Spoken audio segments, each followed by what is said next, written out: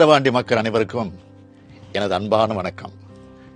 வரும் ஜூலை 10ஆம் நாள் நடைபெற உள்ள விக்கிரவாண்டி தொகுதி இடைத்தேர்தலில் திராவிட முன்னேற்ற கழகத்தோட ஆற்றல் மிக்க வேட்பாளர் அன்னியூர் சிவா என்கிற சிவசண்முகத்துக்கு உங்கள் உள்ளம் கவர்ந்த உதயசூரியன் சின்னத்தில் வாக்களித்து வெற்றி பெற செய்யணும்னு உங்களை அன்போடு கேட்டுக்கிறேன்.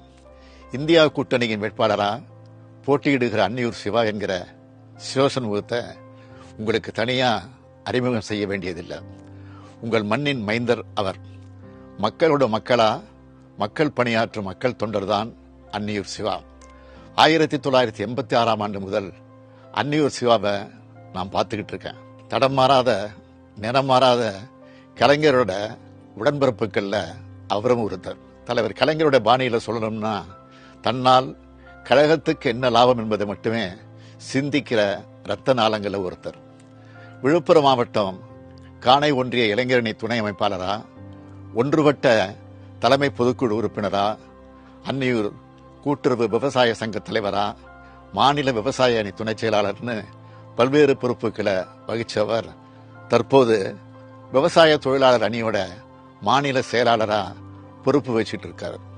இப்படிப்பட்ட அன்னியூர் சிவா அவர்களை விக்கிரவாண்டி தொகுதியின் சட்டமன்ற உறுப்பினரா தேர்ந்தெடுத்து அனுப்பி வைங்கன்னு அன்போடு நான் கேட்டுக்கிறேன்.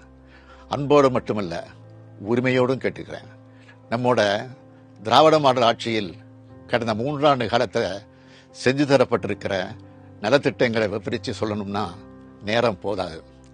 1,16,00,000 மகளிர் மாதந்தோறும் 1000 ரூபாய் உரிமை தொகை பெறாங்க. இந்த மாசத்திலிருந்து புதுசா 1,48,000 பெண்களுக்கு மகளிர் உரிமை தொகை தரப்போறோம்.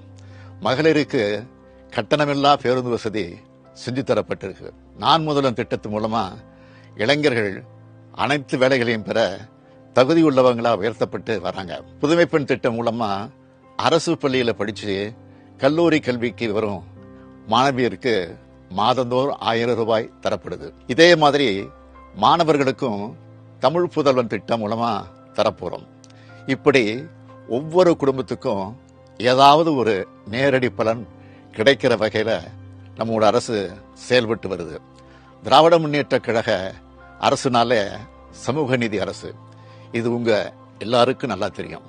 பிற்படுத்தப்பட்டோருக்கு தனி துறையை உருவாக்கினதே தலைவர் கலைஞர் தான். வன்னியர் உள்ளிட்ட மிகவும் பிற்படுத்தப்பட்ட சமூகத்துக்கு 20 விழுக்காடு உள் ஒதுக்கீடு வழங்கின ஆட்சி திமுக ஆட்சி.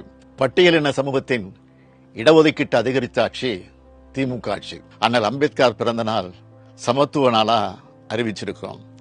கழகம் வளர்த்த கொள்கை குன்றான கோவிந்தசாமி அவர்களுக்கு மணிமண்டபம் அமைக்கப்பட்டு வருது.